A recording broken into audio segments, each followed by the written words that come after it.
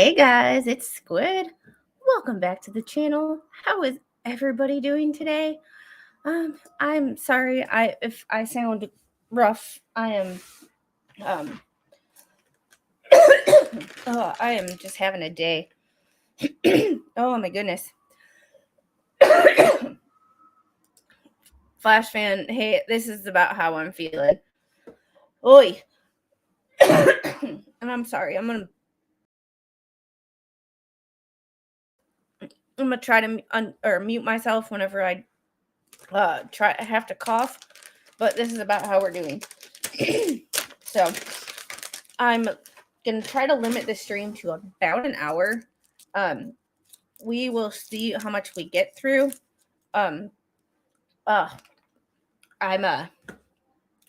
We have a few things to get through. I don't think I'm gonna get to everything today. But we definitely will do this another time.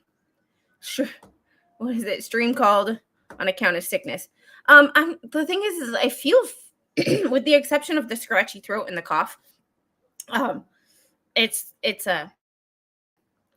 sending the plague doctor. It's like, no, Mr. Squid was sick for a day or two. Then the little was sick. And then a day or two later, I always get it. But I always get it worse than everybody else. I don't know if it's because I still have to be, I don't get to rest. I still have to be mom when I'm sick. So we're going to watch two things. We're going to read an article first. We're going to talk about Nikita. I think that's how you pronounce his name. There is a couple of things that I do want to get to, but I don't want to read that much today. Nikita Casap is a teenager from my hometown, my home county. So, Flash fan initially sent it to me with the mindset of, hey, this is another teenager who is accused of unaliving his parents, which we have seen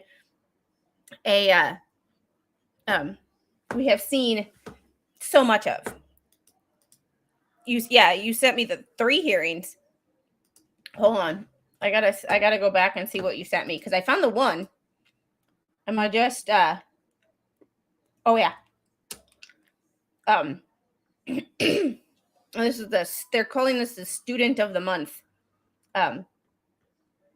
So I got the law and crime 7 disturbing details from the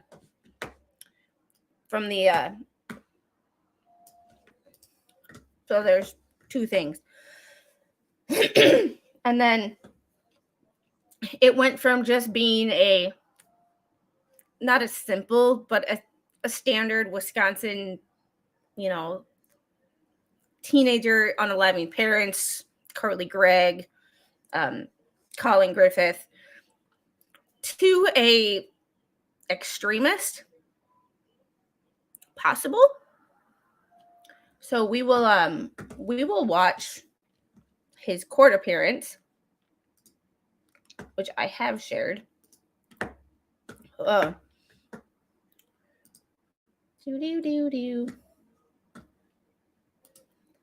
Let me. And thank you, Onghung Hero, for the 10 gifted Squid Protocol memberships. I appreciate it.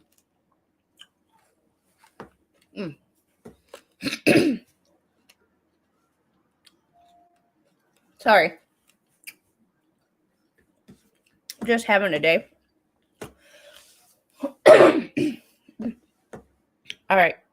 So we're going to watch his court appearance. This is the one court appearance we're going to watch, because the other one is, Roy. We'll get to, I don't think, in the sense of media extremism, there is a 26-page, and we'll get to this, there's a 26-page affidavit in support of an application for a federal search warrant. This was filed in the Eastern District of Wisconsin in federal court by an FBI agent. That's what we're probably not going to be able to read today, based on the fact that I'm I'm here. Yeah, this is oh, you said his first appearance. That was the that was this. There's so many this court appearance. This was the initial court appearance, but this is also Law and Crime, with Law and Crime doing their Law and Crime commentary thing. So we're gonna skip we're gonna skip that. Yeah, the funny thing is I'm not congested. I am all, it's all drainage. That's the hard part, and it's disgusting. Kid didn't get his daily cheese. So we're gonna watch this. I'm gonna put myself, oh, look at that, I perfectly cover up the Law and Crime logo. How awesome is that? Not all of the Law and Crime logo, but half of it. So we're gonna start watching this, and we're gonna put it on 1.25 speed, because this is always, you know, they always do their own thing. He allegedly killed his parents. It's one of several new questions we have after a bombshell criminal complaint dropped this week, as this 17-year-old was officially charged for allegedly killing his mom and stepdad in Wisconsin and living with their bodies for almost 2 weeks. The complaint also alleges the teen talked in Russian about assassinating President Trump. We're on the case presented by Law and Crime. I'm Chris Stewart. This story that we're following out of Waukesha to get more disturbing. Student of the month, and up until February 12th of this year. Looks like, he looks like a relatively normal kid. Yeah, this is, you own, the only one you sent me was this one. This is the only one that's just court. The other one was on the case. Mommy. Angel. Yeah. Yeah, I told him this morning that he got me sick via the internet. Hi, beautiful. Yes. So we're gonna actually just watch this one because this, Angel, what are we pushing buttons for? Those were the only two that you sent me, Flash Fan. Stop, please. Stop, please. No. Angel. Well, we're just being, no, you're not hitting buttons. If you want to be a sassy butt, I will put you on the floor. We're going to watch. Angel, what are we doing? We're going to watch this one. But we are going to watch it at 1.25 speed.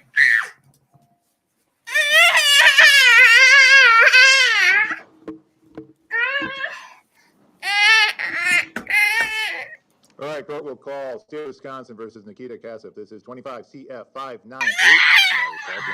And I'm sorry, the audio sucks. It's court. Nikita Casap appears in person and in custody with attorneys Maura McMahon and Nicole Ostrowski. Good morning. Good morning. The matter is scheduled here today for a preliminary hearing. State, are you ready to proceed? We are. And who is your first witness? Detective Seitz. All right. If you could please come up, remain standing, raise your right hand. My clerk will swear you in. Do you swear that the testimony you're about to give in this matter before the court shall be the truth, the whole truth, and nothing but the truth, so help you God? I do. Thank you. And put down your right hand. Grab a seat. Please state your name for the record, spelling your last name, and letting us know how you're employed. Ross Seitz, S-E-I-T-Z. I'm a detective with the Waukesha County Sheriff's Office. All right. State your witness. Sir, how long have you been in law enforcement? About 14 years. And how long have you been a detective? About 9 years. Direct your attention to February 28th, 2025, where you assigned a homicide investigation regarding suspect Nikita Casap. Yes, Do you see Nikita Casap in the courtroom today? I do. Can you point him out by where he is seated and what he is wearing? You see at the defense table wearing a red jumpsuit. Let the record reflect the witness has identified the defendant. Any objection? No subject to cross. The record shall reflect the identification of the defendant by the witness. Go ahead, state. Direct your attention to February 28th, 2025 at approximately 9:45 a.m., where deputies dispatched to a residence located at S. Just so you know, I do have this on 1.25. So if it sounds like a chipper judge, it's because I have it on a faster speed. Because I will stop this so that law and crime doesn't do their thing. However, I have it faster. So yeah, this is one of the prosecutors from the Brooks trial. So it's it's fun.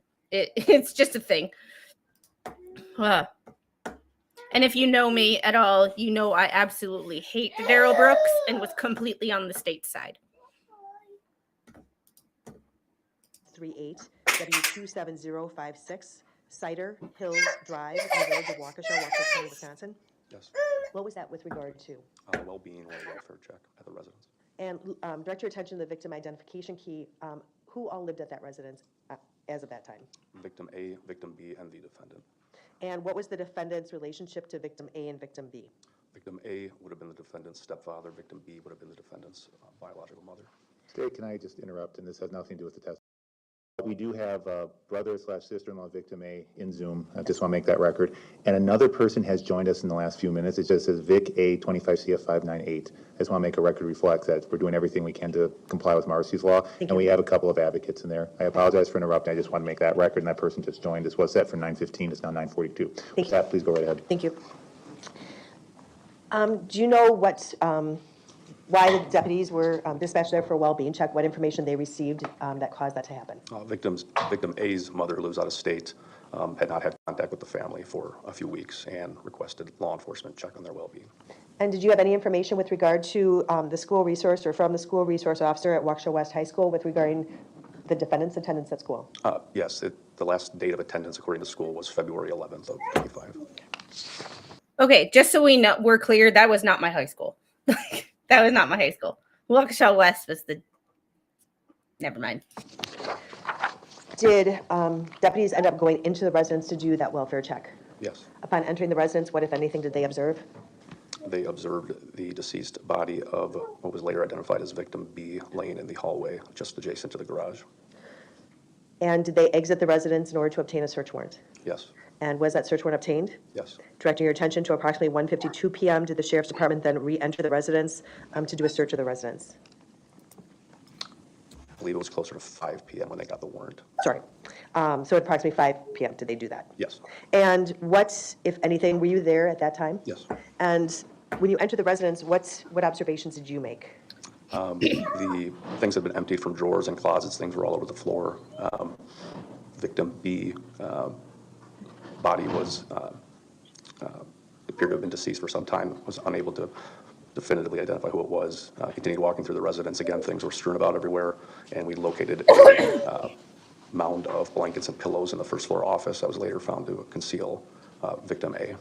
And when deputies first made contact with victim B's body, was it concealed? Yes, there was a blanket and towels, I believe, covering the body. Did you make observation of what victim B was wearing at that time? A close to full-length maroon winter jacket, a red sweater, black pants, and I believe black socks. And this was in February in Wisconsin, just for reference for the clothing that was worn. But what, if anything, still triggers me from the freaking Johnny Depp trial? I don't know. Elaine gets under my skin so much. And Jeff, I've been all right. Just tired today, Jeff. Just tired. And you indicated that the second body that was located was subsequently identified? Subsequently later identified as, victim A, yes. Thank you. Did an attempt to locate, or did you have any information at that time with regard to the defendant's whereabouts? At that time, we had obtained emergency pings on the defendant and victim A's phones, which had showed it was possibly in Wyoming at that time. And based upon that information, did you know if the defendant was in danger? Their cell phones, just for reference, pinged in Wyoming. And they were laying unalived in the attack their house. Think about that. That sounds a little premeditated to me, or you're escaping. Here. Well, girl, I don't know what you want. We did not know. Was an attempt to locate put out for? Yes. Yes, for the defendant and the vehicle that was missing from the residence. So there was victim A and victim B. Did each of them have a car registered in their name? Yes, victim A had a Volkswagen Atlas. Victim B had a black BMW sedan. And was either one of those vehicles at the residence? Just the BMW belonging to victim B. So you did put an attempt to locate for the Volkswagen? Yes. And while you're executing the search of the house, did you receive some data with regard to the defendant's cell phone in terms of the tracking of the cell phone to the location that it was last located at? Object to leaving. Again, I'm directing the attention. There's a ton of downloads from the cell phone. Overruled. I'll allow you to continue. Sorry, can you repeat that? Sure. Did you receive ongoing information with regard to the emergency ping on the defendant's cell phone? Yeah, once we received the data from the provider, Detective Schrader was analyzing it, and we obtained information showing previous locations of the phone on the 24th in Walcott, Iowa, and I believe the 25th in Nebraska. State, and the witness, you say we now and again. I heard you identify another individual that helped you. Could you, when you testify, when you say we, could you please identify if it's just you or another person helping? So with that little caveat, please go right ahead. And Detective Schrader was the individual who was monitoring the cell phone locations?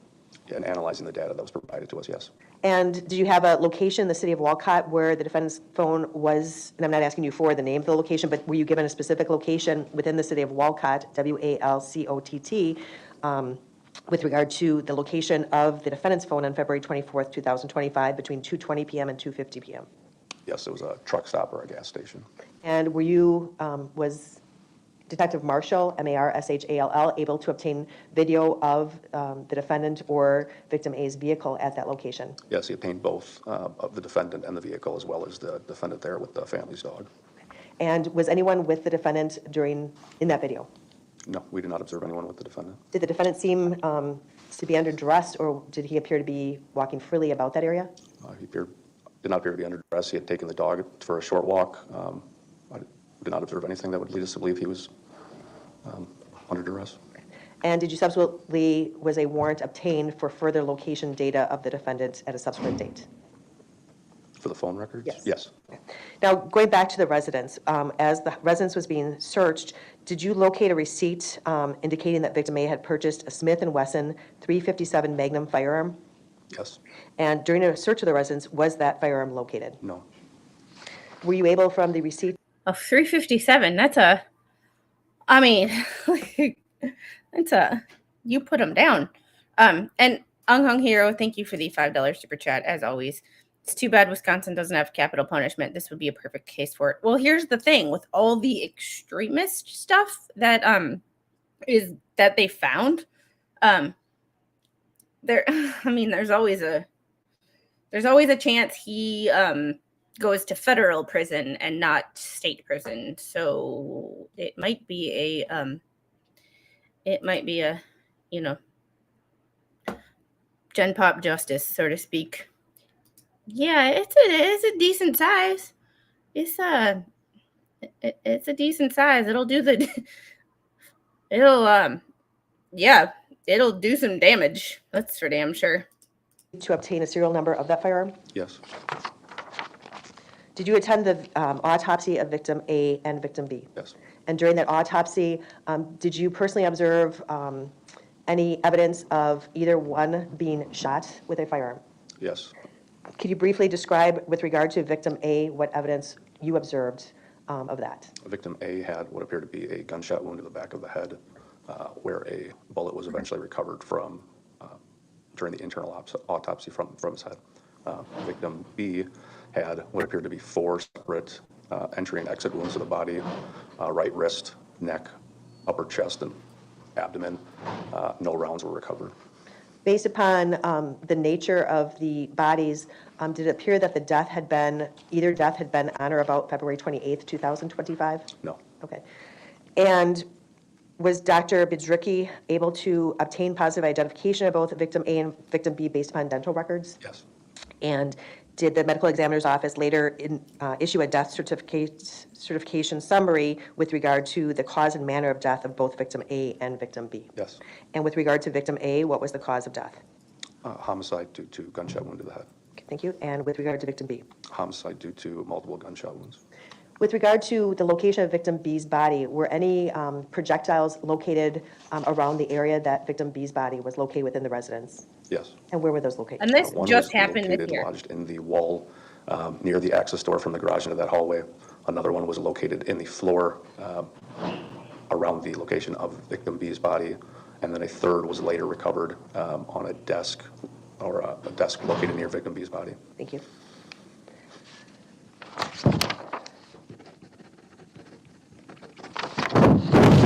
Welcome here. Thank God. That night, God, February that 28th, Darrow did you receive information stand her. from another law enforcement agency that in fact the defendant had been taken into custody? Yes, the Waukesha Police Department in Kansas. And that's Wakeenney? I believe so, yes. And was anyone in the car with the defendant? Just the family dog. Was the At least defendant you do the it. driver of the vehicle? Yes. And was it the same victim A's Volkswagen It was Atlas? the Volkswagen Atlas, yes. During a search, did officers, and let me withdraw that question, did the Waukesha Police Department search the vehicle that evening? They did begin searching the vehicle that evening, yes. Did you subsequently have that, or did the Waukesha County Sheriff's Department arrange to have that vehicle brought back to the Waukesha County Sheriff's Department? Yes, And was there a search pursuant to a search warrant of that vehicle? yes, on March 4th, I believe. And what, if anything, with regard to money was located within the vehicle? There was roughly $14,000 found in the vehicle. I believe eight was possibly found in a Bible, 6 was in a iPad case, or I might have those two mixed up, might have been the other way around. And were those in a consistent denomination, or were they in all? $100 bills, yes. Did Waukesha Police Department turn over any firearms to you? Yes. And what was that? It was a Smith & Wesson Model 686 357 mag that was same serial number as what matched the receipt found at the residence. And do you know where that was located within the vehicle? The floorboard of the front passenger seat. Do you know if they located any jewelry within the vehicle? It was approximately 70 pieces of women's jewelry found in the vehicle. Were you able to subsequently locate some receipts for approximately 6 of those items? Yes. And who were those purchased by? Victim A. And what was the value of the 6 items you were able to find a receipt for? I think just over 14,000. And I know that the audio doesn't line Was up. there with also ammunition turned over But Yes. by Waukesha Police Yes. Department? Okay, I'm sorry. And can you describe that? nothing I can do about They that. recovered a box of 50 count of 357 Anguilla rounds. I believe 36 were ultimately turned over to us of that box, along with some 38 special ammunition as well. And are the 357 Magnum ammunition, would that be consistent with the bullets located around victim B's body and located within victim A's skull? I'm sorry. And I think I misspoke. I said 36. It was 46 rounds of That's okay. 357 Anguilla. And I'm sorry, I didn't catch the last Okay. question. Let me just strike that last question. So 46 cartridges, therefore there was 4 missing if it was a box of 50, I assume? And 4 empty shell casings, yes, of the same kind. Okay, so Which accounted for the 50, yes. So 4 empty shell casings were found along with 46, 357 Anguilla cartridges, yes. and those are AGUILA? Yes. It's a brand name, I take it? Yeah. I don't know that I'm pronouncing it correctly. And the 4 missing bullets that would go to the cartridges that were turned over to you, would those be consistent with the rounds that were located within victim A's skull and around victim B's body? I'm not saying that they're the It's you know, consistent with, we have 4 rounds recovered, 1 from the head of victim A, 3 around the body of victim B. At this point, those have been submitted for testing. I can't tell you that those are certainly the Anguilla 357 mag rounds. And they I would consistent? really I like would say the they're consistent, autopsy sure. report on this. Also, when the defendant was taken into custody on February 28, 2025, was he in possession of a wallet containing banking and financial cards associated with victim A and victim B? No object to speculation. Hearsay is allowable. But He didn't. Wait. give him an- How is that speculation? She's asking what he was found with. It's not speculation. It's in a report. And it's not hearsay. That wouldn't be hearsay, but okay. into custody, and the question was raised is when he was taken into custody. Wish to rephrase, counsel? Sure, that's fine. So when the defendant was taken into custody, he was taken into custody by the Waukesha Police Department? Yes. Did the Waukesha Police Department prepare reports indicating that they searched the defendant? Yes. Did they prepare reports indicating that they had searched the vehicle the defendant was driving? Yes. And based upon those reports, when the defendant was taken into custody, did he have possession of a wallet containing banking and financial cards associated with victim A and victim B? Yes. That's And better. specifically, was there a debit card from BMO Bank? Yes. And do you know what the last four numbers of that card were? 5341 possibly. Or 4231. There's two that are very similar. So if the complaint that the BMO Bank had the last four numbers of 2431 and belonged to victim A, would that be correct? Yeah. And it's Yes. BMO, And was there not also a BMO. Citibank credit card with the last four numbers of Get it right, lady. 5341 that also was You're from associated with there. victim A's account? Yes. And in your investigation, were you able to determine if those cards were used by the defendant? Yes. And can you describe for the court how you determined that? The BMO Bank records were used primarily, the BMO Bank card was used primarily between February 24th and right, 28th BMO. at various gas stations from Ah, transactions which show the defendant using the card. And for the Citibank card, that one was used primarily between the 12th and I think 28th. And again, consistent with the defendant using it. There was one specific transaction on the 24th where he used it at the Quick Trip just prior to leaving the state. Okay. And first of all, when you said the 12th to the 28th, would that be February 12th, 2025 to February 28th, 2025? Yes. And Quick Trip, that video was you obtained video showing the defendant using that specific Citibank credit card that was from a Quick Trip in the village of Big Bend? Yes. And that's in Waukesha County, Wisconsin? Yes.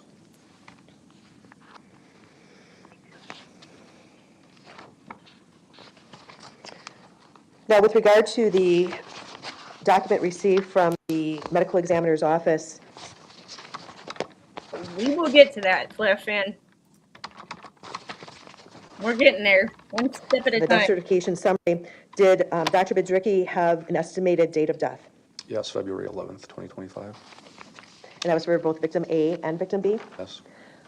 Did you go back with regard to the whereabouts or the locations of victim A and victim B, going back from February 28th when their bodies were located? Yes. Bye, Jenna. And when were you able to talk to, or was someone able to talk to victim A's manager at his place of employment? Yes. And was he, or is it a he? Yes. He is. Was he able to determine when the last time he actually knew he was talking with victim A, either through verbal communication where he heard him talking, or he physically saw him? He believed the last time he was confident he talked to victim A was February 11th. Were you able to locate definitive proof that either victim A or victim B was alive after February 11th, 2025? I've not been able to find any evidence of that. And did you locate, when's the last known observation that anyone had of victim A? The last observation of victim A would have been roughly 5:30 p.m. on February 11th, 2025, after leaving Woodman's in the city of Waukesha. And how about with regard to victim B? Victim B would have been the same date, February 11th, 2025, at roughly 8:30 p.m., leaving the Pick and Save on Sunset Drive in the city of Waukesha. And did you observe that video I've from been the there. Pick and Save on Sunset Drive? I did. And the clothing that victim B was wearing in that video, did it match the clothing that victim B was wearing when she was found deceased? Yes.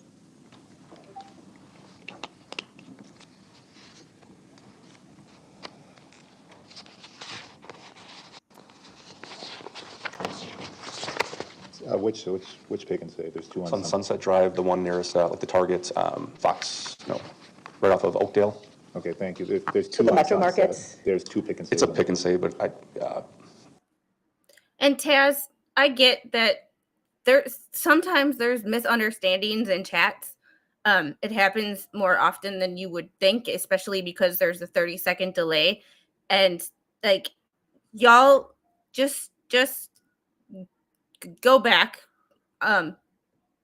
Go back, because people disagree all the time.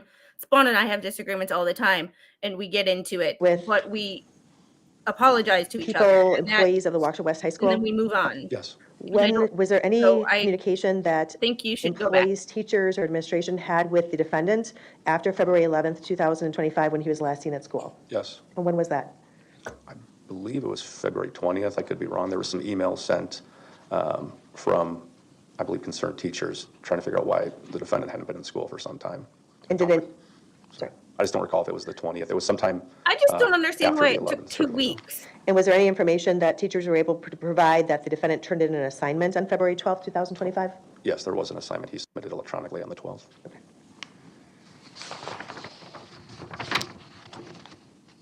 Now, March 7th, 2025, did Detective Frederick speak with an individual who was identified as Witness A? Yes, And what was Witness A's relationship to the defendant? fellow student at Waukesha West. And did Witness A have any information with regard to statements the defendant had made that were concerning to her? Yes. And what were those statements? Witness A indicated that the defendant at times had talked about killing himself or harming himself, and had mentioned that first he would kill his parents by possibly shooting them because he didn't want to subject them to his own death. The logic there. Did he ever indicate to her if he was serious about doing this? Did he mention it more than once? From what I recall, he did mention it more than once, but also would indicate that he didn't have access to claimed he didn't have access to a firearm, and that he was not being serious. And in speaking with Witness A, did she indicate whether or not he had ever threatened her?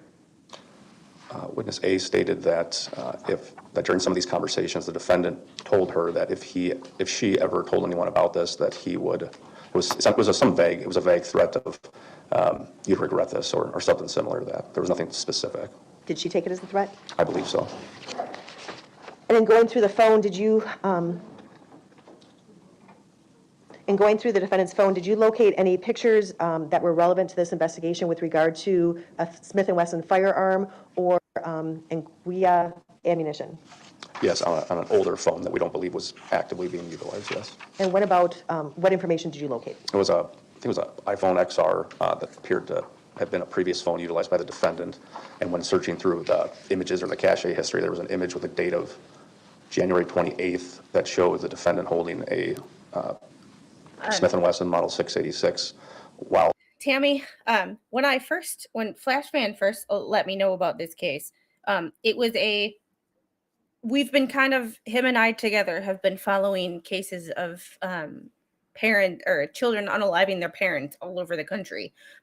Mostly, and we've done, Tyler Daisy was in Iowa. He unalived his mother and the family dog. Then you have Carly Gregg in Mississippi, and then Colin Griffith, and there's one out west. There's Mia Bailey. So he sent me this with the intention that it was a simple, I say that with a grain of salt because no case is simple, but a simple case of child, parents contained.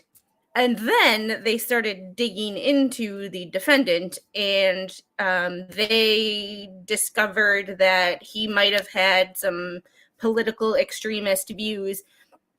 And there is a 26-page affidavit for a federal warrant that goes into some federal charges that he is now facing. In addition to allegedly unaliving his parents, he has allegedly had a plot to assassinate a certain person in the White House.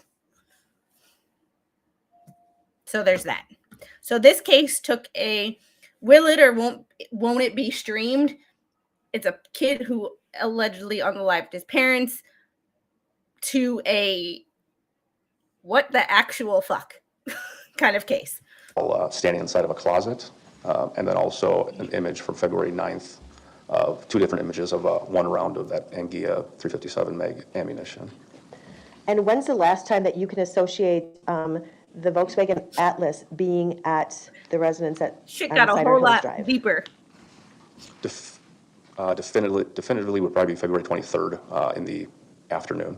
And how were you able to determine that? But the neighbor, their next door neighbor, had a Ring doorbell camera that captured the vehicle. Also, the next door neighbor specifically recalled seeing that VW Atlas driven by the defendant on the 23rd. I believe that was roughly around noon.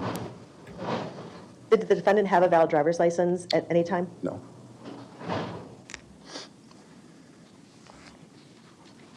I'm just wondering why it took 2 weeks Based upon Many of the information provided by Dr. Bidzricki that the date of death was estimated to be February 11th, 2025, did the defendants have consent to use victim A's BMO bank card ending in the number 2431 between February 24th, 2025 and February 28th, 2025? I'm going to object to speculation. I'll overrule it. I see where the question is going. I understand it. I don't think it's speculative, so overruled. Go ahead, Counsel.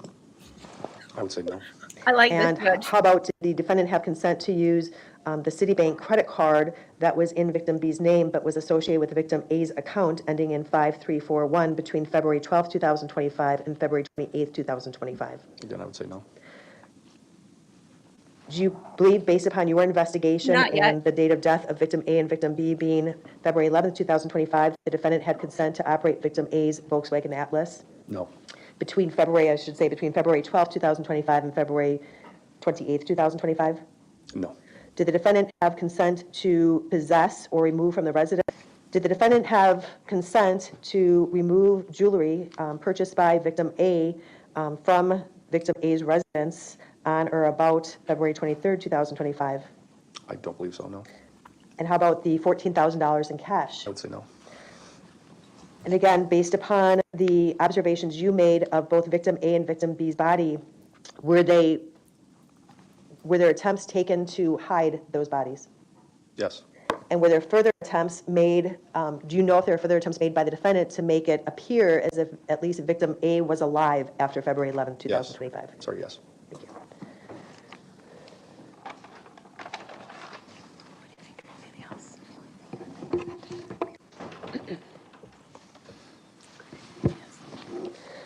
Was there any video footage obtained from the residence? It's a nice reflection there. And specifically, was there any Face. video, a camera outside the residence above the garage?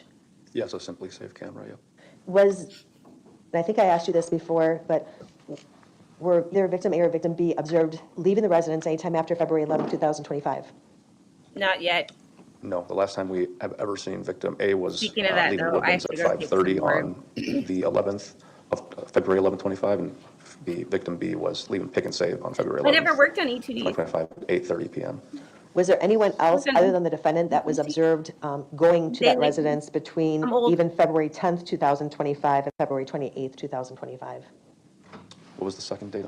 You said February 10th and when? February 28th, 2025? There Other than was law enforcement.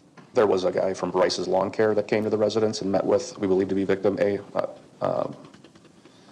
There might have been a mail delivery here or there, but no, I didn't recognize or identify anyone else that came to the residence.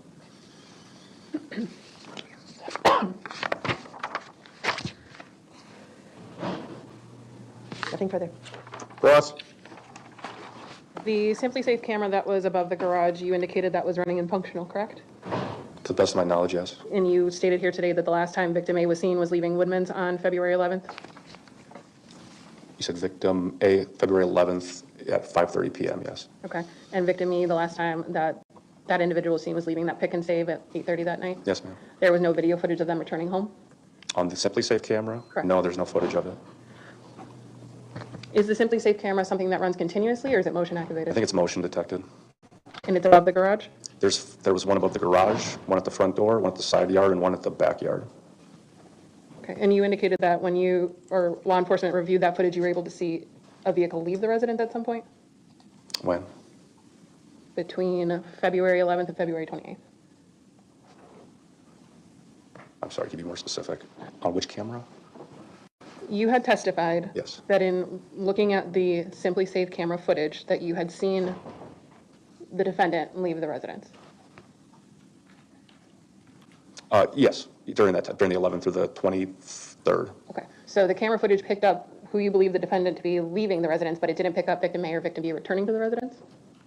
I'm sorry, what specific time are you talking? Like, so on February 11th through the 23rd, I regularly see the defendant out in the yard, moving the garbage can, shoveling snow. On February 11th, are you asking me? You testified that the last time victim A and victim B were seen was leaving different grocery stores on February 11th. I'm Yes. trying to determine if the cameras on the home picked up their return to the home on February 11th. No, it didn't. Okay, thank you. Sorry. That's fine. There were a number of questions about consent with respect to bank cards, vehicles, firearms, jewelry, cash. Do you remember that line of questioning? Yes, Okay. And is it fair to say that you yourself and your fellow law enforcement officers have not been involved with this family prior to this investigation? that's correct. Okay. You don't know the family's arrangement in terms of utilizing funds? I have no idea. Okay. You don't know if they had an arrangement about utilizing the vehicle? There He is didn't some have a information driver's that we know license. that. Wait. Nikita, Wait. Whoa. This fucking. Whoa. That question. So stupid. So stupid. Did they have an agreement that he could use the vehicle? He doesn't have a fucking driver's license. Knowing your client, asking appropriate questions that don't make you look like a dumb fuck. he did not have a driver's license, and there have been conversations in the past about him potentially earning the right to obtain his driver's license. But I don't know. That was, I believe, a little bit beforehand, sometime before this incident. Okay, you said there was conversations about him earning the right to obtain his driver's license? There was, I believe, from talking to family, they had mentioned that they did not believe he yet had a driver's license, although he was 17, and thought that was a point of contention possibly at the family, and that he wanted to drive, but the family was not yet willing to allow him to get his license. And this information A driver's license is a privilege, not a right. You don't automatically get your driver's license just because you're 16. Your parents have to allow you to do that. And if you're a shitbag of a kid, they're not going to say yes. You have to earn the right by your behavior. As like we get into this freaking mindset that things are rights when they're not. They're privileges, such as a work visa or a student visa. Those are not rights. Those are privileges. God, I hate this fucking attorney already. that you're referring to is It coming didn't from take Victim long, A's family? Flash fan. Yes. Do you know how involved Victim A's family was with the I bought my own car with savings Objections to bonds. relevance for this hearing? What is relevant? He's just testified that he's obtaining information from these individuals about their relationship, potentially consent and things like that. They talked about consent and whether it was there. I'll overrule the He objection, but can't we'll only go so far. consent Counsel, to this is a using the preliminary vehicle when he decision doesn't at have trial, a so go ahead. fucking license. I know that victim A primarily, or victim A's family primarily spoke with victim A and received information on family dynamics, Jesus. typically from victim A. Not so much that I don't know that they were communicating regularly with victim B. The only other question I'll ask about it is it correct that Victim A's family does not reside in the state of Wisconsin? They do not. Okay, thank you. In terms of the statements that were made by witness A, those were made when law enforcement was speaking to individuals from Waukesha West, is that correct? I don't understand your question. When they were speaking to individuals from Waukesha West, Correct. You testified that during the investigation, Detective Moonen spoke to individuals that were at Waukesha Detective West. Fredericks, I believe, interviewed victim A, or witness A, I'm sorry. Okay, so Detective Moonen It's not spoke stress. with It's employees like, at Waukesha West. Primarily like the school resource officer. And Taz, it's not stress. It's more like I'm not an attorney. And that is, I'm not an attorney. Never been confused with an attorney. No one's ever thought I was an attorney. Never claimed to be an attorney. However, if you're going to ask freaking questions, ask questions that don't make you look stupid. Ask questions like asking, well, you said he took the car, but he might have had permission to take the car. He didn't have a fucking driver's license. You just made yourself look stupid. Like, you just made yourself look dumb. Like, you just made yourself look stupid. Not Taz. Taz, you didn't make yourself look stupid. The attorney. I just want to make that clear because I have your comment on the screen.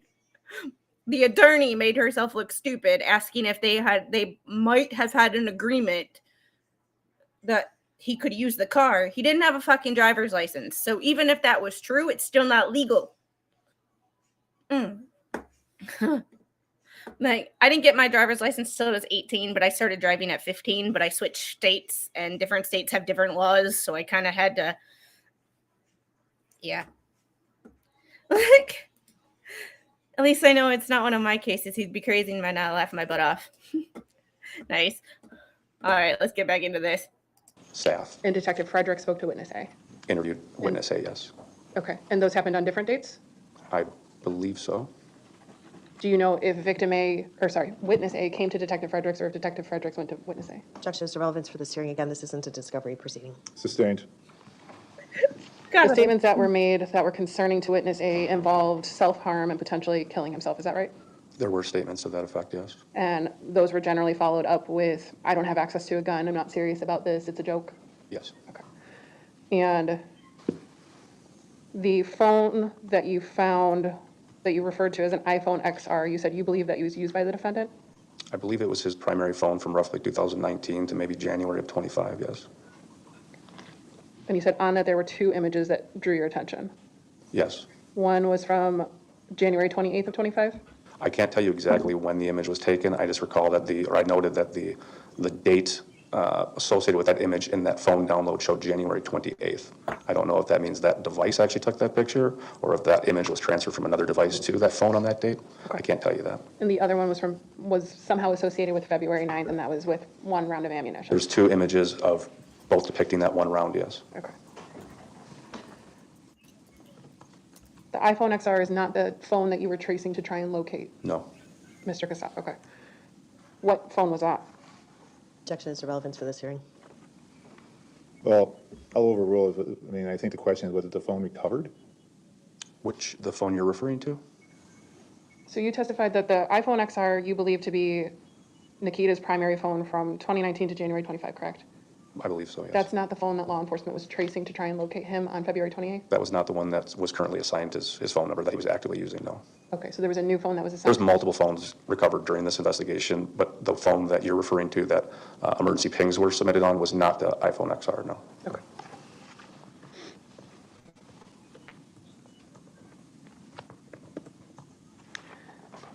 You indicated that you believe the bodies were covered to try and avoid detection, is that correct? I believe they were covered, yes, You testified that you believe it was to avoid detection of those bodies, right? potentially, yes. Okay. Were there also candles lit in the residence near the bodies? Only evidence of that was near victim A. Okay. Did you observe, or did any other law enforcement officers observe any other attempts to mask this? Not that I recall. No cleaners that were out or chemicals or anything like that near the bodies? Not that I recall, as I said here, no. The state of the home, you said that it was, things were all strewn about the floor, that drawers were open and emptied, right? Yep. And I don't remember if you testified as to why you believe it was like that. I did not. Pretty much. Timothy, you got it. Why? In the complaint, it states that law enforcement believed the home was in that state because there was a search for money. Would you agree with that statement?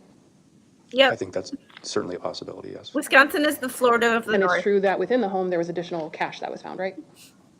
I recall there was, I believe, 500 found at one point. I can't remember where it was.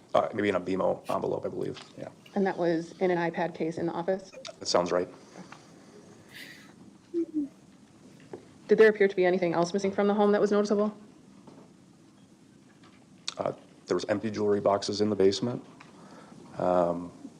Again, we had the receipt for that Smith & Wesson Model 686, but we couldn't find the gun or any type of The camera safe work that it on would this have held. is amazing. There was empty BMO cash envelopes on the kitchen counter that were empty. We did not find cell phones that we would have associated with the two decedents. Yeah, there was a number of things that we believe were missing, yes, the vehicle. Do you recall the date of the receipt for the purchase of the firearm? I know that it was from Select Weaponry, and I believe it was 2021 or 2022, but I don't recall the exact date, no.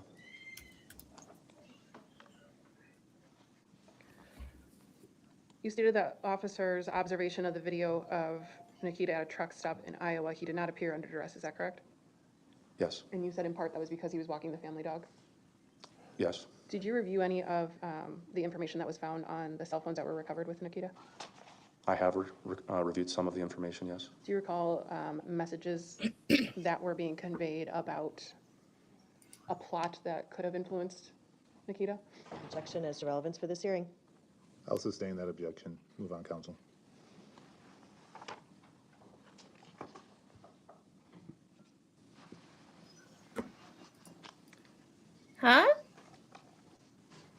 might have missed this, and I apologize if I did. You stated that there were 4 shell casings that were recovered?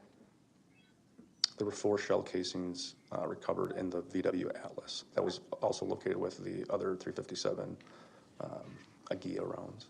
And there were 3 bullets that were recovered in the home? 3 in the home and 1 from victim A. Okay. How many gunshot wounds did victim B have? Victim B had 4 entrance and exit wounds. However, during my discussions with Dr. B, she was not confident that the injury to the wrist was an independent event and could have been as a result of one of the injuries to the neck, abdomen, or upper chest. Okay. So let's I'm sorry, Dr. B. talk about that for a second. Because remember, if you remember, there was only 4 spent shell casings from the weapon, and there were 46 in the box. But if his mom was shot in the head, and there was 4 entrance wounds in the stepfather, something doesn't add up. So if it's a wrist and he's like this and it goes through, like, I'm sorry, but a wrist is not going to shield your head from a 357. It's just not going to work. But like Taz, I do know that if you have a VPN, sometimes it doesn't work. I tried to send a VPN one time, or a super chat one time with my VPN activated for my phone, and it didn't work. Once I turned off my VPN, it worked fine. So it might be that, but just a heads up. But the math, to think that's 4 independent wounds in the stepfather and 1 in the mother, the math doesn't math with the amount of spent casings that they found. So it's a weird conundrum, but think about that one for a second. The cash that was located in the vehicle, do you recall where in the vehicle those things were located? There was an amount of 6,000, an amount of 8,000. One was found in a Bible, and one was found, I thought, in a iPad case or laptop case or something similar to that. Actually, I'm sorry, it was a memory. It was a photo memory book was one of them, and a Bible. Do you know where the Bible and the photo book were located within the vehicle? I don't recall at this point.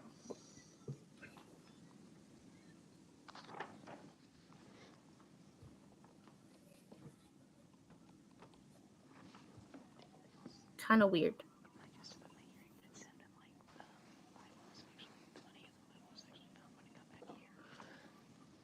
The money that was located in the Bible and the photo album, was that located when officers in Kansas were searching the vehicle, or was that after it came back I to believe that us? was March 4th when they executed the search warrant here at our Fleet Services building. So fair to say it wasn't in plain sight when they stopped the vehicle?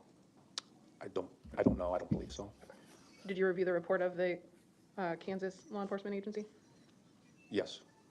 And you don't recall if in that report they indicated that they collected the Bible or saw cash strewn about? I don't remember, sorry. I'm kind of confused by some of these No further questions. Redirect? Briefly, you indicated that there are no cell phones associated with either victim A or victim I B figured. found in How the are you? residence. Is that correct? I believe that iPhone XR was found at the residence. But I don't believe we ever found the phones that we would have assumed to found next to the victim A or victim B. We did not locate. Were any phones associated with victim A or victim B located in the vehicle the defendant was driving? Yes. More than one? Yes. Thank you. And the Simply Safe camera, is that connected through Wi-Fi? Yes. And therefore, if someone disconnects the Wi-Fi, would it not show any video? That's true. Okay, nothing further. Hey, recross based on those questions. No. All right, may this witness be excused. Yes, Your Honor. All right, thank you very much for your testimony. Any further witnesses? No, Your Honor. Thank you. So you rest? Yes. Thank you. They need some better posture. Thank you. The court will consider evidence closed. State your motion. Starting to on the look floor. like Your Honor, the state moves for bind Hunchback. over based upon the testimony of Detective Seitz. The state does believe that there is probable cause to believe that this defendant committed a felony, and specifically all No, 9 felonies that have been charged against him at this time. Thank you. For the defendant. We would object to bind over and move for dismissal. Thank you. Well, the matter comes before the court on a preliminary hearing. course heard testimony. We had identification of the defendant. We have jurisdiction on this matter. There's testimony about where the police department was dispatched to, the address here in Waukesha County. Court notes that as the testimony went on, every single count was addressed. First of all, we have reports from the coroner, cause of death, gunshot wound, homicide being the cause of death for both victims. The bodies were hidden. There was a hiding a corpse allegation, counts 3 and 4. I heard a fair amount of testimony on that. Those counts are shown as well. There's a probable cause to believe that this defendant committed counts 1 and 2, committed counts 3 and 4. The other issue that was brought up during the course of testimony was the issue about lack of consent to counts 5, 6, 7, 8, 9. Now, as far as the amount of theft, 10,000 to 100,000, there is evidence in this record just by the jewelry that's 14,000. The source of the cash, that's another matter, but it's well beyond $10,000. There's a lack of consent by virtue of the fact that the owners of this property died there's a lot of testimony on, I think, February 11th from a coroner, from reports from a neighbor, everything tells me that the people who have consented to any of these things were not with us in this world anymore. They were passed on, so no consent was given. We have an additional testimony about the fact this defendant didn't even have a driver's license, and knowing the family wanted him to be driving at the time. In fact, that's more detailed than I would typically get at a preliminary hearing.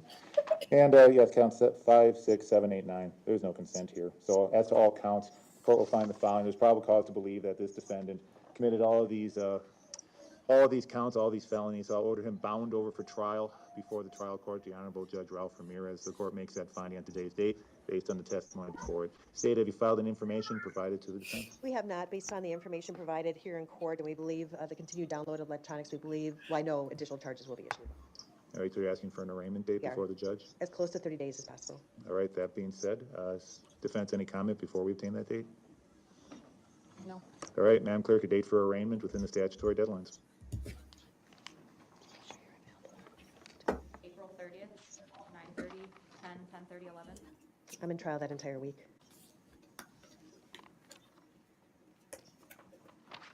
Getting the little planner out. Do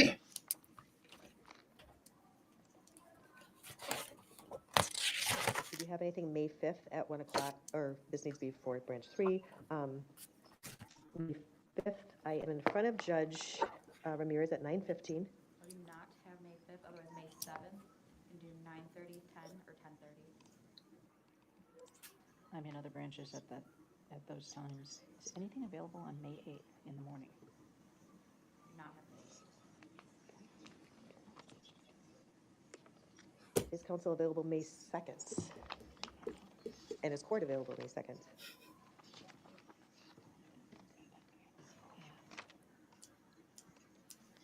Y'all, That wouldn't pick a date.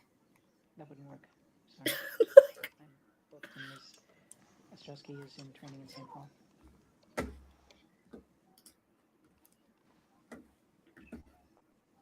It's really this hard for them to find.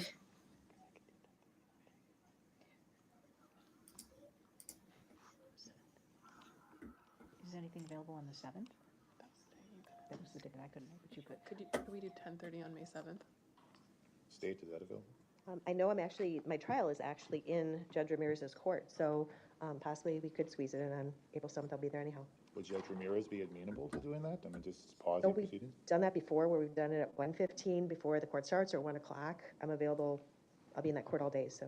I mean, we could also do 1 or 1:15. That would work better, I think, for us. Oh, I'm sorry. Actually, April 7th is just the further jury status hearing, so he would have. some April availability. 7th was a week ago, doo-doo. May 7th, no. I just want to make sure you're going to have the right one. Yes, thank Sorry, you. I just called someone a doo-doo head.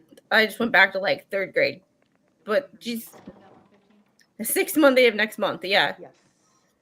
Defense- I literally have my planner. All right, so May 7th, 1:15 for arraignment before the Honorable Ralph Ramirez. And before we conclude today's proceedings, do the victims want to be heard in any way?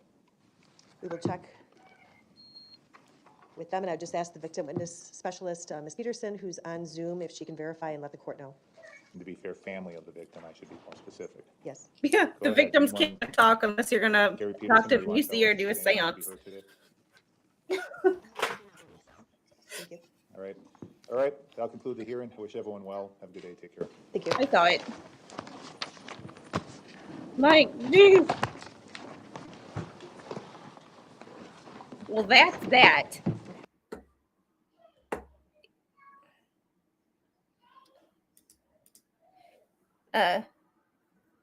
Flash fan, the Wisconsin is on Central Time. So it's 2:15 for me.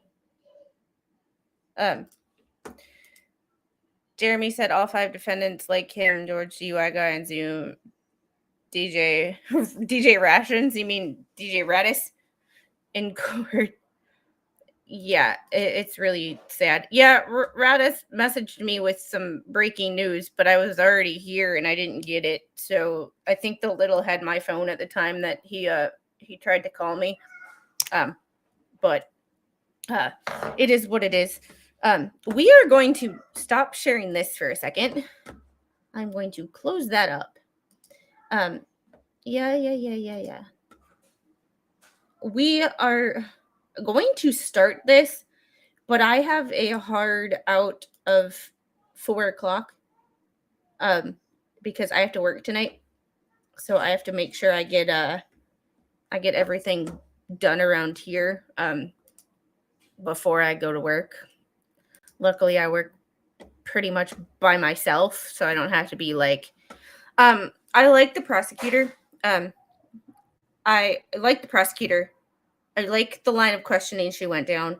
The defense attorney, I am just I have a thing about people asking stupid questions or questions that don't make any sense. And that one question about could they have an arrangement where he was able to drive the car, knowing that he didn't have a driver's license, kind of makes me like, you didn't do your homework on your client. And if you don't do your homework on your client, you're going to ask stupid questions. And when you ask a stupid question like that, you look unprepared and unprofessional. Like I said, not an attorney. However, the detective literally said that he didn't have a driver's license. So regardless of if they had he can drive the car, he doesn't have a driver's license.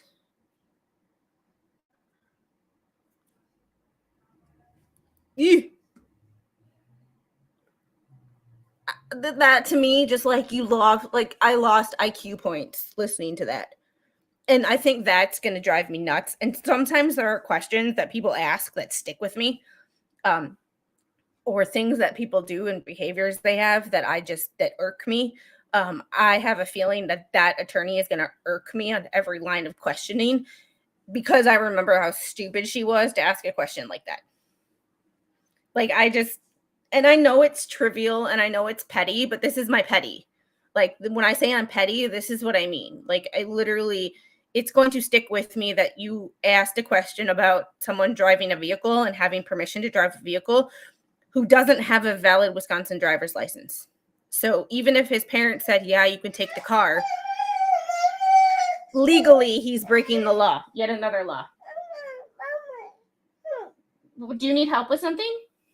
I will be right back. Yeah, let's cross-examine deceased people. That's another thing. I think Ibarra is worse because Ibarra was never supposed to be here. So that automatically is you weren't supposed to be here. You broke the law getting here, and then you decided to unalive somebody. This dude, wayward teenager who makes stupid decisions because their brain's not developed enough. I am going to go see what the little needs. Grab yourself a snack, and we will start reading that affidavit in support of a search warrant. And we'll kind of get into what is going on. We will read an article first, but I will be right back. Grab yourselves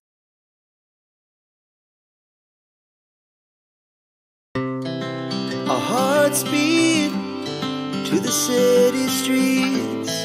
We began to feel the fire. We rise like tall buildings as the chemicals, they take us higher. The night's young, it has just begun. as she puts her hand in mine. We wanna chase the night, wanna dance to the light, pull stars from the sky, just two hearts running wild. Never sleep, never stop, as we shout from the top. We're gonna be two hearts running wild.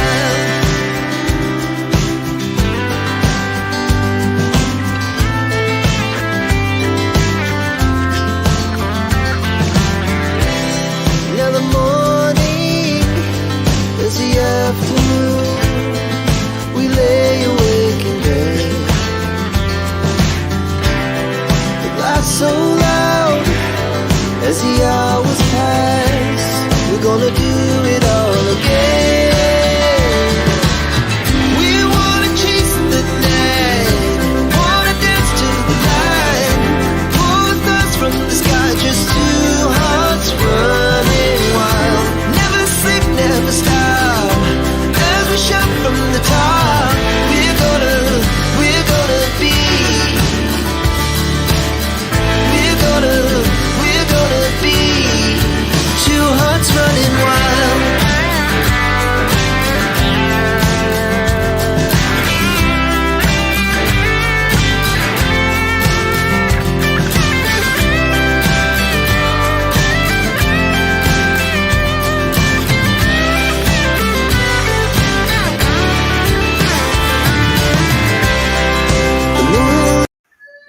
Thanks, guys, for your patience. We needed a drink refill.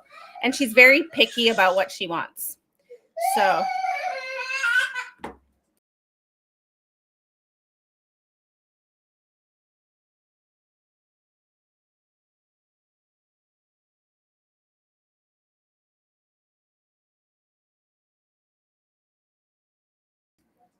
be right back. We're doing a thing. Like, we're having a moment, where she wants something, but she can't tell me what she wants. And she's very picky. Be right back.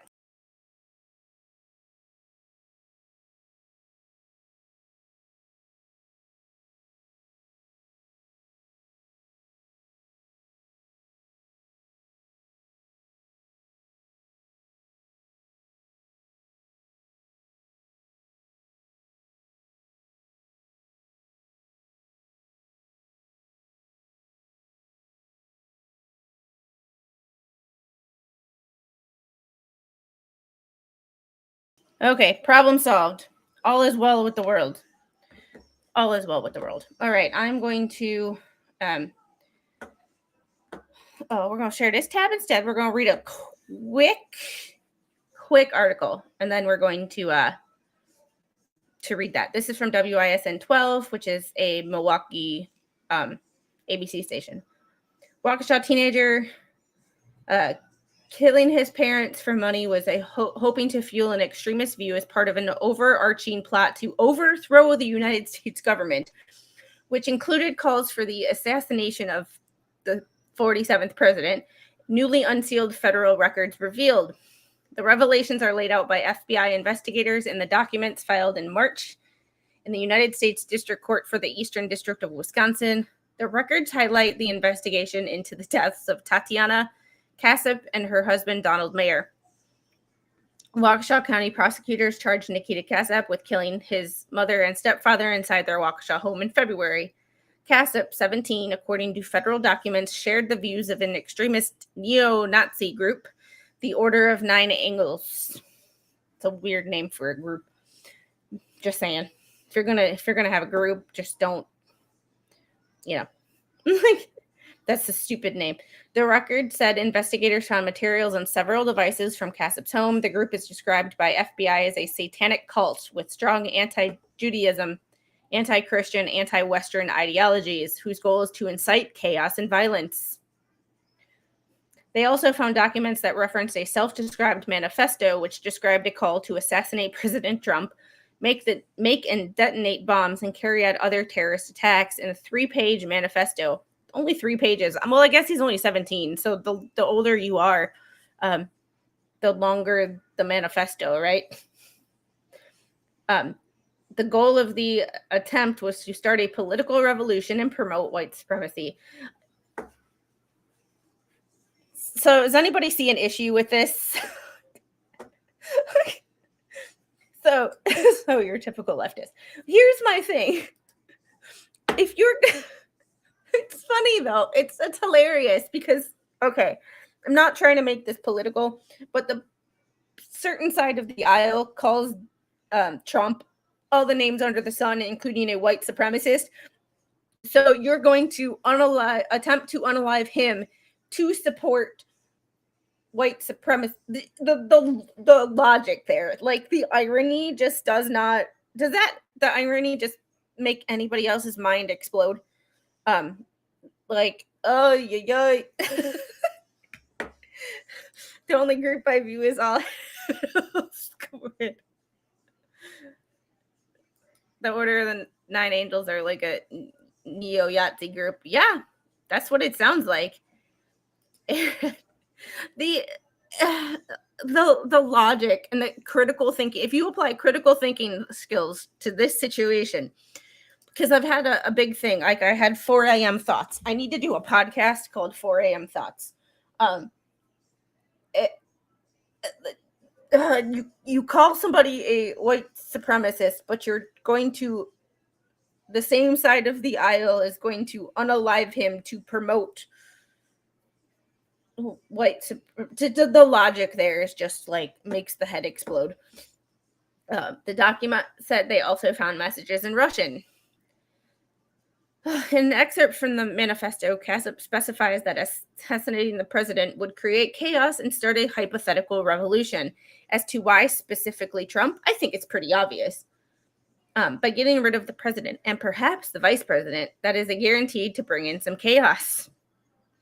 The manifesto read according to the warrant. It went on to say, point being, this manifesto is specifically for the attack that targets Trump. The FBI also obtained an image with information on how to use a drone as a deadly weapon. An online chat with another user also detailed Casap asking questions about how to use it and how effective it would be. Casap ended up paying, in part, for a drone and explosives to be used as a weapon. Yeah, make it make sense. Oh, and Puddletown, you weren't here yesterday, but I mentioned some of the, I saw a picture of a Volkswagen with a bumper sticker calling Elon Musk a Nazi. The irony there is not lost on me. Like, yeah. Calling someone a Nazi when you practice socialism and downright Russian communism is very funny. Pot, meat, kettle. Yep, yes, fact. George Soros is a communist Nazi who, in fact, made statements that he hates the U.S. and he wants the U.S. to basically go away. I'm not going to quote him because, yeah. But yeah, the irony of some of these, just weird. It went on to say, point being, this manifesto, the FBI also obtained image information on how to use a drone. According to the warrant, the killings of Tatiana Casap and Donald Mayer appeared to be an effort to obtain the financial means and autonomy necessary to carry out Nikita's plan. Casap also apparently had intentions of escaping overseas. In an online chat with a Ukrainian user, the document said, Casap asked the person how long he would have to hide until he was moved to Ukraine and if he'd be able to get a job there. How long will I need to hide before I will be moved to Ukraine? 1 to 2 months, Casap asked, according to the warrant. The FBI also obtained messages with a separate person who gave Casap instructions to obtain a different license plate after he drove through Wyoming, Kansas, Oklahoma, and then on to California. They have their geography really, they have some weird, don't looking at a map. I mean, that's the thing. The FBI also obtained messages with a separate person to give, this right here. Look at a map. On March 10th, the sheriff's office interviewed a classmate of Casap. The warrant said the classmate said Casap told them he intended to unalive his parents by shooting them. He also told them he would befriend someone with a gun and steal it. He also told them he was talking to someone in Russia with plans to overthrow the U.S. government and assassinate Trump. But Russian collusion. Sorry. I'm gonna laugh at this username. Yeah. And what's funny about that is Waukesha is a very whereas Milwaukee is very liberal, Waukesha is one county to the west and like damn near opposite. So it's really interesting in that. Yeah, it's really interesting in that sense of the issue. Casap told the classmate that when they saw 10 consecutive attacks in the news, it would have been him. Well, you know. On April 9th, the Waukesha County judge ruled Casap's case could move to trial in the deaths of his mother and stepfather. That's the hearing we just watched. He is facing 9 felony charges, including first-degree intentional homicide, but Waukesha County prosecutors hinted at more charges coming. Casap is in custody on a $1 million bond. The Waukesha County Sheriff's Office also obtained a search warrant on March 3rd. That search warrant said investigators seized multiple computers, hard drives, cell phones, iPads, thumb drives, security cameras, and more from Mayor's home. The SUV Nikita Casap was driving when police in Kansas found him, as well as other locations. Oof. Oh, We Energies announces death of beloved Peregrine Falcons. Well, that sucks. Oh my goodness. All right. Sorry, I'm looking at the other. A cat survives 3 weeks trapped in Milwaukee apartment ductwork. All right. Sidebar. We're gonna share this tab, and we have 12 minutes. So we it's safe to say, well, somebody else was on a $1 million bond and is now not in jail anymore. They're on house arrest. So it's, oh, yeah. All right. We'll get into the beginning of this. All right. This is U.S. District Court, Eastern District of Wisconsin, application for a warrant by telephone or other reliable electronic means.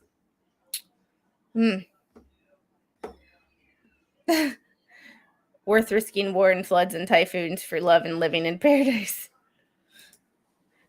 Yeah. I don't know. And I did look on Pacer for any extra information on this. Yeah, I thought it was just allergies, but Mr. Squid was sick for a couple of days, and then the little one was sick and congested, and then last night I started coughing up a storm, and I woke up this morning and I sounded like I sounded like I sounded like Spawn Trooper, and not in the good like Welsh accent, but that deep of a voice. That's what I sounded like this morning. So there was no there was definitely no streaming this morning because I wasn't about to read anything. All right. Affidavit in support of an application for a search warrant. Justin Mosselman, being first duly sworn, he hereby depose and state as follows. Introduction and agent background. Yeah. Yep. Pretty much. And his son's just as bad. I make this affidavit in support of an application for a search warrant for electronic devices as described in Attachment A, received from the Waukesha County Sheriff's Office for the things described in Attachment B.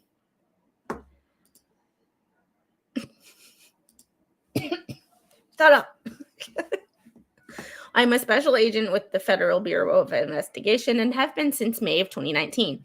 I've also been special agent bomb technician since February 2021. I'm currently assigned to the Joint Terrorism Task Force in Milwaukee, where I investigate violations of federal law. I have investigated and assisted in the investigations of matters involving violations of federal law related to domestic and international terrorism and weapons of mass destruction, including the service of search and arrest warrants. Prior to my employment with the FBI, I served in the United States Navy for 6 years as an EOD tech, also known as explosive ordnance disposal, and was employed as a contractor with the DoD as an explosive ordnance disposal subject matter expert for 6 additional years. The facts in this affidavit are known to me through my personal knowledge, training, experience, and through information provided to me by other law enforcement officers in the course of their duties, whom I consider to be truthful, and reliable.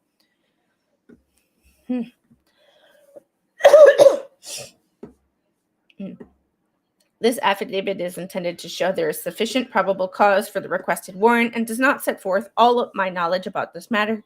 Based on the facts set forth in this affidavit, there's probable cause to believe that the following violations of federal law have been committed. Yeah. Title 18 U.S. Code Statute 371, conspiracy, makes it unlawful for 2 or more persons to conspire to commit any offense against the United States. Title 18 U.S. Code 1751 C and D, presidential assassination, make it unlawful to attempt to kill the president or vice president of the United States, or for 2 or more persons to conspire to unalive the president or vice president of the United States. Yeah, also known as the guy you need to be faster than.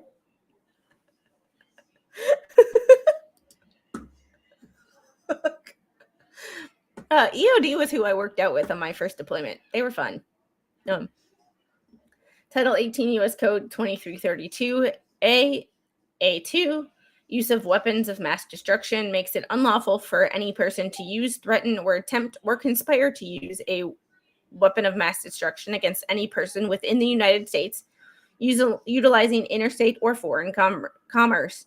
The term weapon of mass destruction is defined in 18 U.S. Code 2332 AC2 to include any destructive device as defined. This statute, and this statute. It's defined here, which is defined here, which is defined here, but they never actually give you the direct.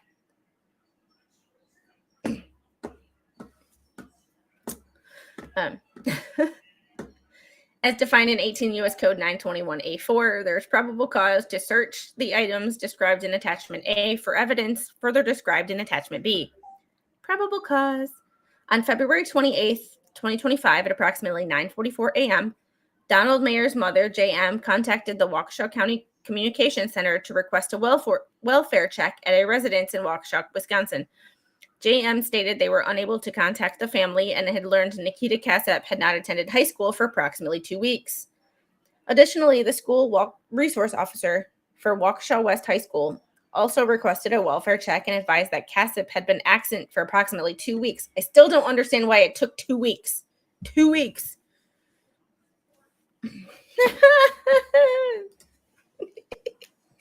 EOD says, oh shit, and instantly all summer boys become derailed. I still don't understand why it took 2 weeks. Do they not communicate with each other? I mean, well, school gets different, but school, whatever. But, like, does the family not talk to each other? Like, do they routinely go 2 weeks without talking to each other? Because I don't go 2 weeks without talking to anyone except for my in-law. I think she... Hold on one second.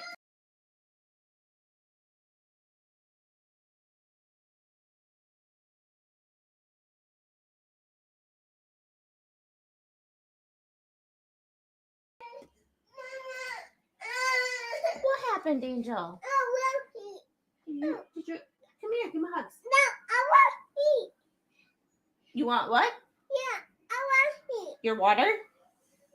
Did you spill your water? No, I don't want to eat. It's trying to figure out.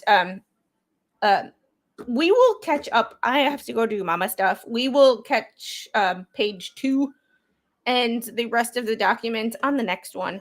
Probably tomorrow afternoon. I'm glad crazy on your side of Lake Michigan. You have your fair share of crazy over there too. Like, it's not all the western side of Lake Michigan. Y'all got some crazies too. And remember, the UP belongs to y'all. So there's that. Anyway, need to get going, and I need to figure out what this little one needs and get some stuff done before I gotta go to work and Mr. Squid gets home. I appreciate y'all hanging out with me today. Hold on, baby. Oh, come on. We're gonna end really quick. We just have to figure out where we're gonna send everybody. We just gotta figure out where we're gonna send anybody. Anybody know anybody that's live right now?